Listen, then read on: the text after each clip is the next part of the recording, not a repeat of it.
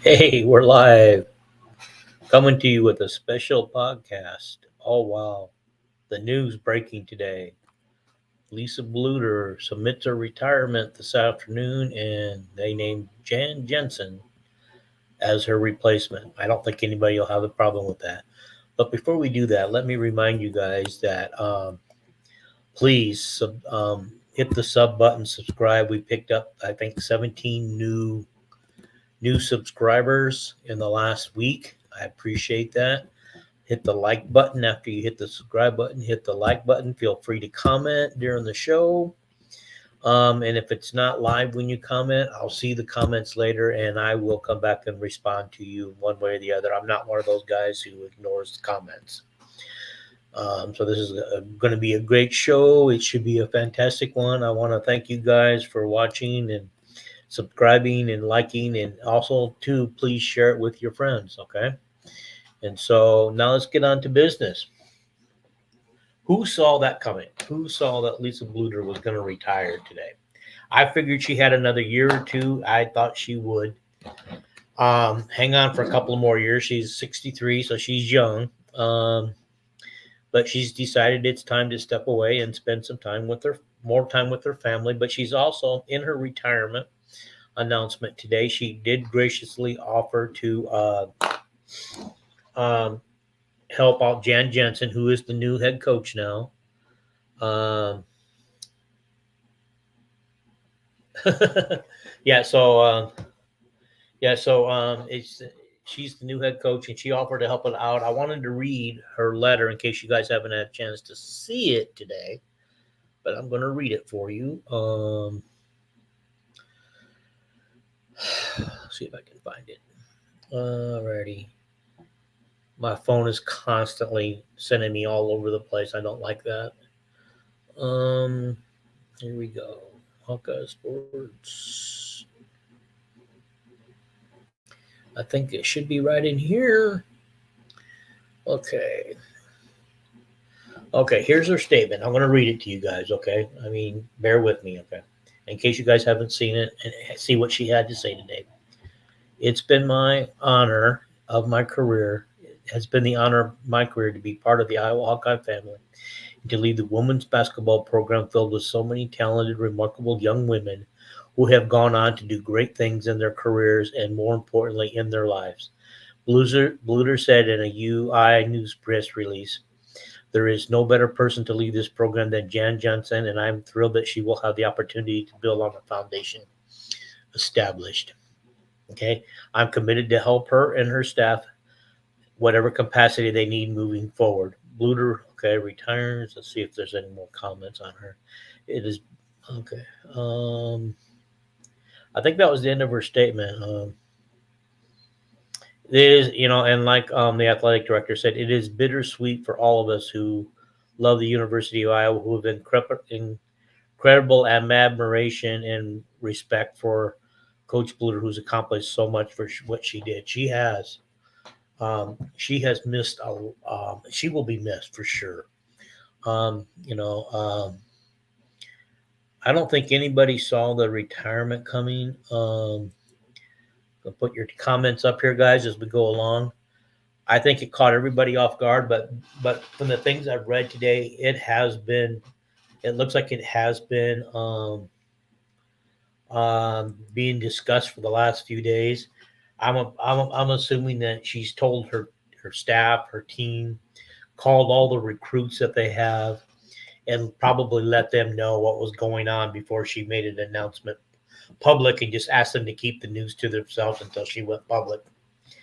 And so it was really funny because today the Iowa men's basketball program has a transfer portal recruit visiting campus today. Okay. Brad Heinrichs posted something about 1 o'clock ish or somewhere in there that um, that would be breaking basketball news within the hour. And so I assumed it was going to be the basketball player was going to announce that he was going to transfer to Iowa. Okay. Well, that wasn't the news, as we all know now, with Lisa retiring. That was new news. Okay. Hi, Jared. I'm going to try to take your guys' comments as they come tonight. I don't want to get too backed up if we get a lot of people on here. Do you think there'll be a statue of Lisa in the near or far future? Um, we did one for Dan Gable. Um, does Hayden Fry have one? Does anybody know? Is there a Hayden Fry? Well, I know we have a Niall Kennick one and we have a Dan Gable one. Do we have a Hayden Fry one somewhere on campus?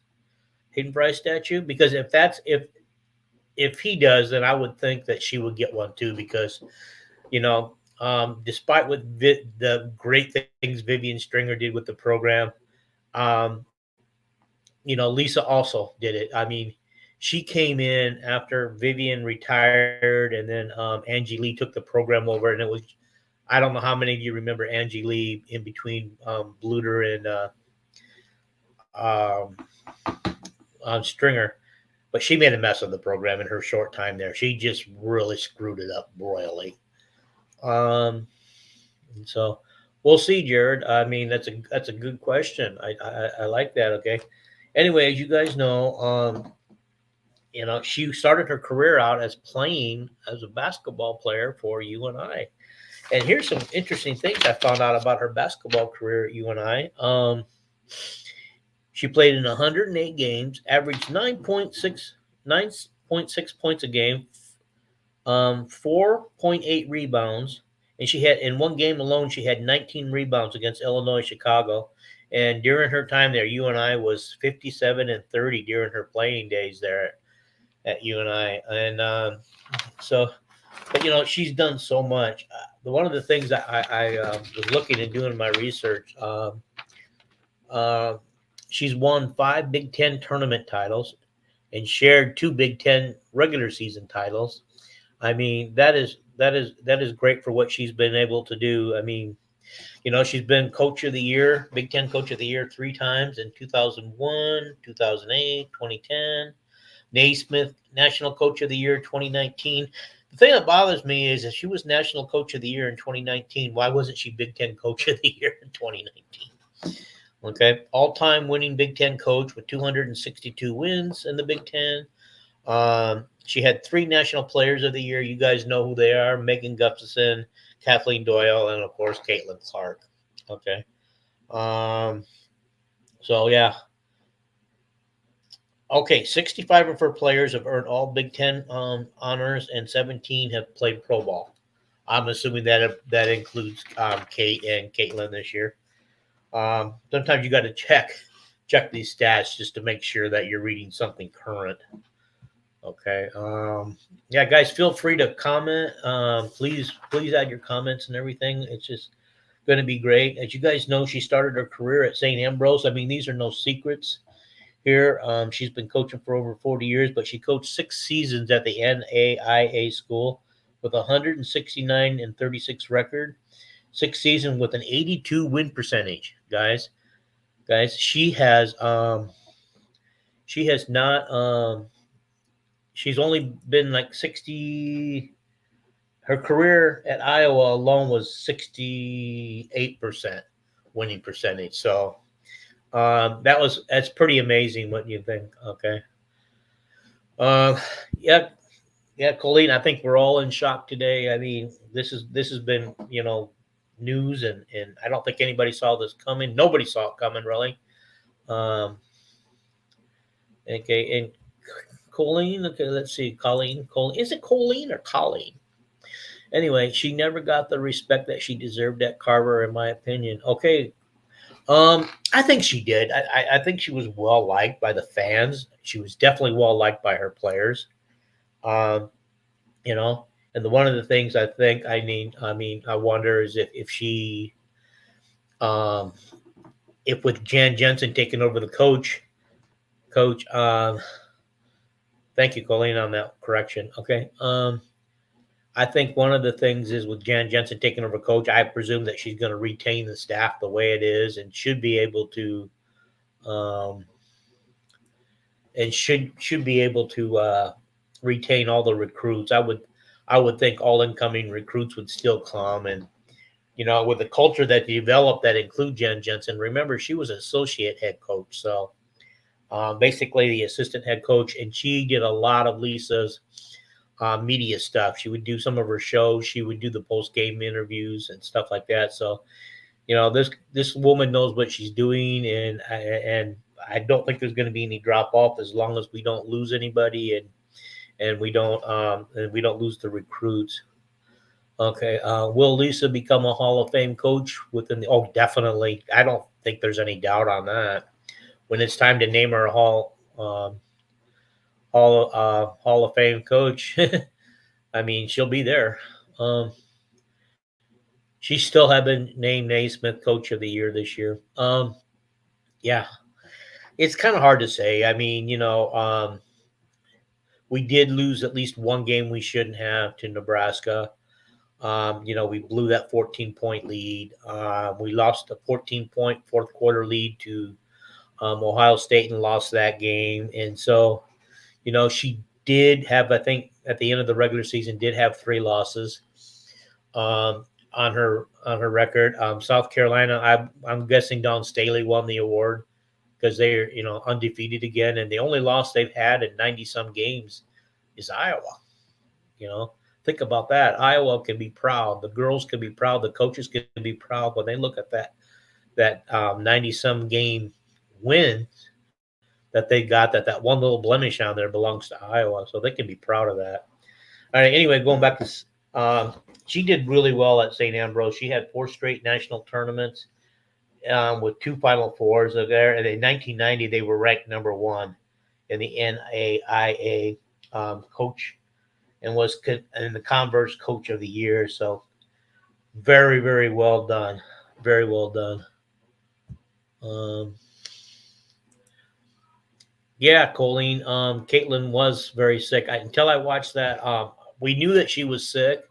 We were told that, but I don't think we knew the extent of how sick she was until that documentary came out on ABC or ESPN that we watched over the weekend. I hope everybody had a chance to see that 4-part series. I had it. I taped it.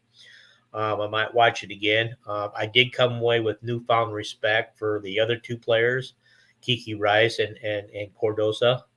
I learned some things about them that I didn't know, and so, okay, Jared. I'm appreciating all these questions you guys are throwing at me. Okay. Could Lisa coach in the WNBA? If she wanted to, I believe she could, but why would she want to? Guys, why would she want to? She's 63. She said she wants to spend some time with her family, and she still wants to be part of the Hawkeye program. You guys heard that when I read that statement of hers. She still wants to be around. She still wants to help out, and now she'll have some free time that she can do whatever she wants to help out. But yeah. And earlier today on Corey Barada's show, everybody was saying that she should go coach the Indiana Fever. Well, first of all, Indiana Fever has a coach. They're not firing the coach. She's only been there 2 years. Why is everybody so anxious to fire the Indiana Fever coach already? This is only her 2nd season, and she hasn't even had a real game until tomorrow night yet. For this season. So, let's give the woman a break, okay? Let's not be pushing Lisa over there already. Okay. I think after losing those 5 seniors, it was getting so hard that it was just a good time. Yeah, I don't know why she waited till now, the timing and everything. Most people would retire at the end, but she, as she said, she met with her players and coaches to evaluate the season and go over things, and then took some time off with her husband to evaluate what she should be doing. And she said during that time that she knew it was time to walk away. And so, yeah. Okay. Lisa's going to Indiana, and Christy don't want the power. Cortez forever. I'm assuming you mean the Fever. Lisa's not going there. Lisa's not going there. I can guarantee it. She's not going there. She's going to stay home in Iowa City with the retired, enjoy her family. I can promise you that. You know that when you think about it, when you're a full-time coach of a Division I college like Iowa, you don't get a lot of time with your family because the season has become pretty much year-round now. They're recruiting year-round. They're planning year-round. And they spend several months in the actual season. And so, I just think forever that and all that. I just really think in the long run that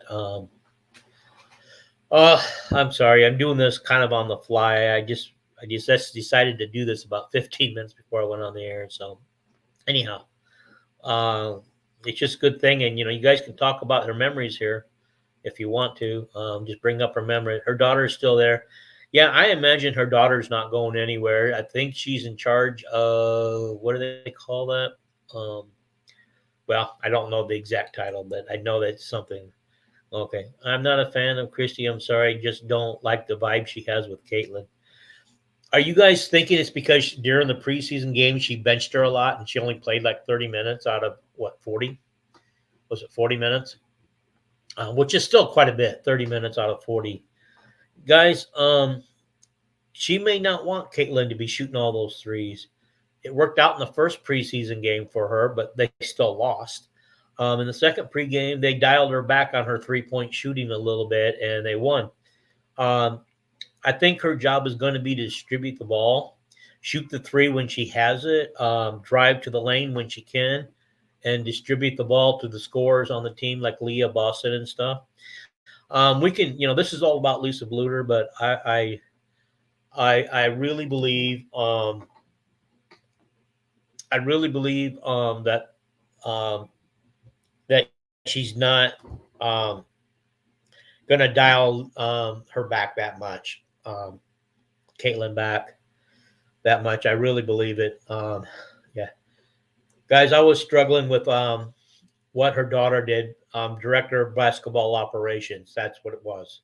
Thank you, Kelvin. I can always count on Kelvin to, when I get stumble over something, to get me corrected or tell me what's going on. Okay. So, okay, let's see this one. Okay. Cortez Forever says assistant coach to Christy. Okay. If she got offered that, maybe she would take it. But God, they have a staff right now intact and ready to go, and they're kicking off their season for this summer now. But I think one of the things that could open up is you guys already know that Jan Jensen is Kate Martin's aunt, right? Um, there's an idea to kick around. She could actually get like a coaching position, a grad coaching position, or something with her with the Iowa team during her off season when she's not playing with the Aces, because their seasons don't conflict. They don't conflict. Although I think if you're going to be a coach, you need to offer it more give it more time than just a few minutes. Okay. Okay. All right. It's so difficult to retire when you're on top. Yeah, Jared.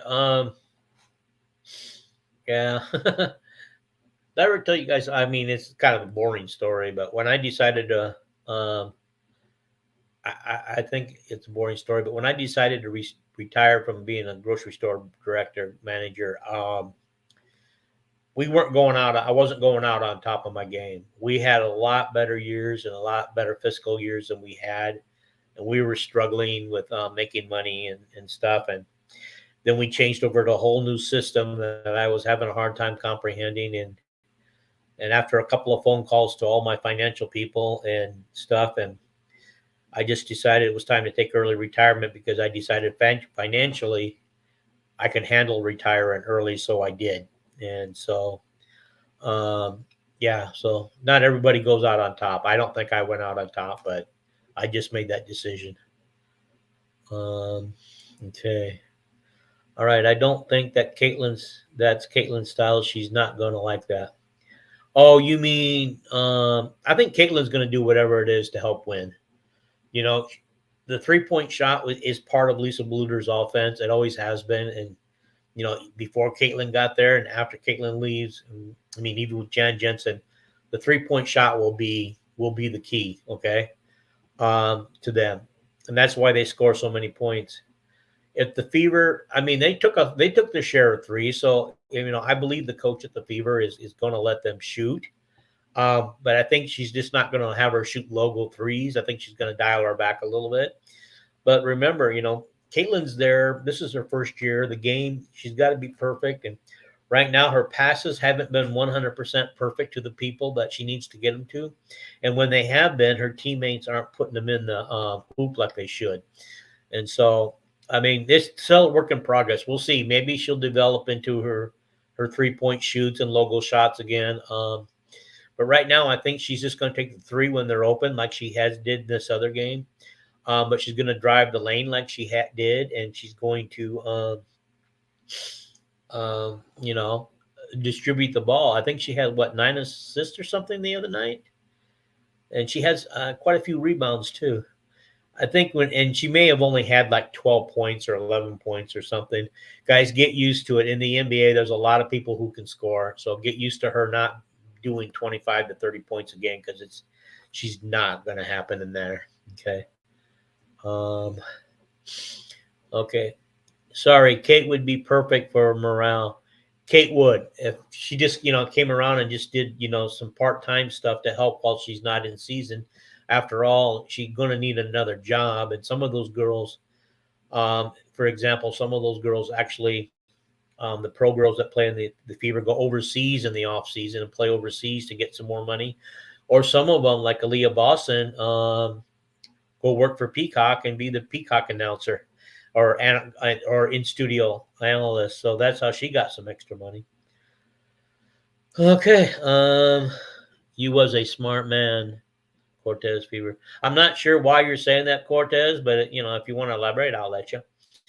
Okay. They're absolutely aren't scoring on Caitlin's assist. No. She would have double the assists that she's having in the last 2 preseason games if they would score.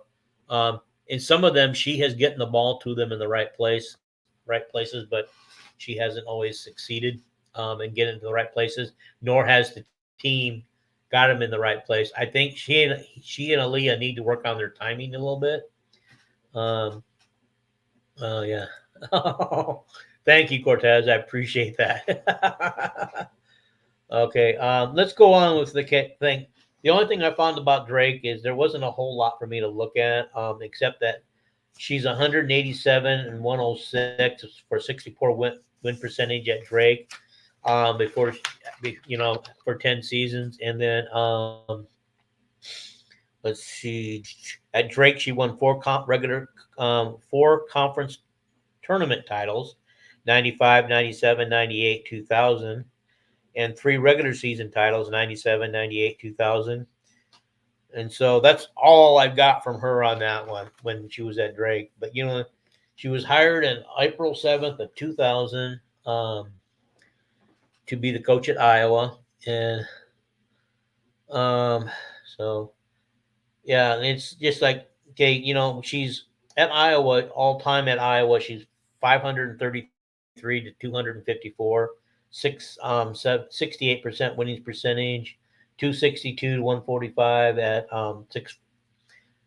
64 winning percentage. Overall, she's 889 wins and 394 losses for basically a 70% winning percentage total in her career. Did you guys know that she? I did not know this. That she was the head coach of the USA basketball team at the 2015 Pan Am Games. Now they took home the silver medal when they lost the gold medal to Canada. So, but she was also an assistant on the 1999 World University Games when it was in Spain, and Iowa took home the gold medal that game. They needed to beat China twice in order to do that. Okay. All righty. Okay. Colleen says absolutely. Aaliyah doesn't have the Caitlin grip yet. Yeah, it's going to take time. They'll get there though. Are your expectations still the same for the ladies next season? Yes. Now that Jensen's been named the head coach, and assuming that she's going to keep all the recruits and not lose anybody. Yes, my expectations would remain the same, just like Lisa never left. You'd be surprised. Lisa's probably had a lot of the coaching duties already turned over to Jan a while ago. That's what you do. It's like when I left my job as grocery store manager, I groomed my assistant manager for 3 or 4 months to take over for me before I left, to teach her everything I knew and and everything. And so that way there would be a seamless transition. So when I walked out the door, I did have to come back and help her a couple times on a couple things that she got stuck on, but that's fine. That's the same thing Lisa will probably do with Jan. So yeah, my expectations are going to be the same. Okay. All right. Okay. Coach Bluder used to come through my line at Hy-Vee. I get in trouble because I'd slow the line down. Colleen, do you still work at Hy-Vee? I remember when you did. I remember when you worked at the Urbandale one and you worked at the Iowa City Corville one. I'm not sure, but I remember when you did. But you probably don't still work there anymore, do you? Anyway, I can remember those days. Alrighty. So anyway, just kind of like keep going on. We've got more that we can talk about. And so, yeah, okay, Colleen, yeah, I see that. It's been a while. Yeah, and I know your situation, so I shouldn't have even asked you the question. I probably knew that you weren't working there anymore. Okay, so anyway, you guys got any more questions or comments? I mean, we can talk about the fever if you want to a little bit. What's going on. But how about Kate? Does anybody know when Kate's first game is going to be? Um, I don't know when the Aces. I don't have their schedule. So, but yeah, I just thought this is a place if you guys want to talk about stuff and get it out. I thought this would be a good time to do it. I do appreciate you guys looking for those of you who are here right now. That you didn't see it, you weren't here at the beginning. I do want to ask you to subscribe. Hit that subscribe button. I picked up, I think I said 15 new followers in the past week. So, or 15 new subscribers. So please subscribe and then hit that like button for the show for tonight. I really appreciate it. It helps the algorithm and it helps me get closer and closer to my goals. I could produce a cleaner, better show and be able to get some more guests on here. Um, once you guys help me do all that and get some of the algorithm up, it will be it would be perfect for that. So I would appreciate it if you guys are able to do that. I do that and I can get some sponsors and it would just help do a cleaner show and stuff. And Paul and Jason I consider a part of the show, but um, Paul's been busy with his job and umpiring baseball games, and Jason's just taking a break for now. So so he'll be back. I'm assuming he'll be back for the football season because he loves his Iowa Hawkeye football too much not to come, and so I expect to see him back this summer. So in the meantime, you guys get to put up with me. Um, so also some of the things I have planned for this fall is later on I want to do some bold predictions about Iowa football when we get closer to the season. I also want to go and kind of go schedule by schedule for all the Big Ten teams for next year, just to see what realistically odds are of which teams could realistically win, and how many of those teams could actually make the 12 team playoff, because I think that's going to be exciting. So I want to do that too.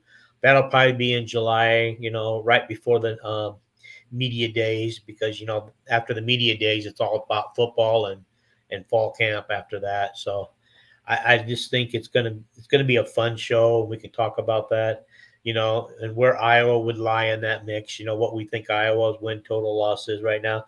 Right now, I got them between 9 wins and 10 wins. And I really think the key is Wisconsin, maybe Nebraska. If Nebraska, then they would only get 8 wins if they lose to Nebraska. But right now, I got them winning. Okay, Cortez, I appreciate your subscription and like. I really do. Please come back for further shows, and you want to go back and look at some other shows. I got a whole list there of shows to watch back there. Okay. Okay, congrats to Spencer Lee for becoming an Olympian. Hoping for the best, not only from him, but for the entire USA wrestling team when they go to Paris. I understood that he made the team, but did he finish number one or two? Did he finish one or two at the trials there? Okay. Um, Okay. I hope they replay the documentary. It was really good. Colleen, I believe they're playing it. It might be 6 to 10 Eastern time, but I thought I saw something about ESPN playing it from 6 to 10 tonight, or maybe that was this morning. But they'll keep playing it. Here we go. Calvin says it's on right now, so I was right. 6 to 10, your guys' time. Uh, so it's on right now. I taped it, and I can go back and rewatch it if I want to. I get that YouTube TV, I think, keeps it for 1 year, and so that's great. 6 to 10, I was right. So yeah, 6 to 10. That's what I saw on the thing. Okay. This is really good. You guys got anything else you want to talk about? I mean, let's just throw it out there while I'm here. So you know, yeah, 4 hours. Yeah, I assume that all four parts are going to be playing tonight. You learned a lot. I think one of my favorite parts of that documentary, if you guys wanted to talk about it, is the fact that in the snow and icy thing, it looked like nobody bothered to shovel. Everything was trampled down. Was Connor and Caitlin walking to their breakfast, and despite their star-studded, thing, they still had to wait in line for breakfast like everybody else.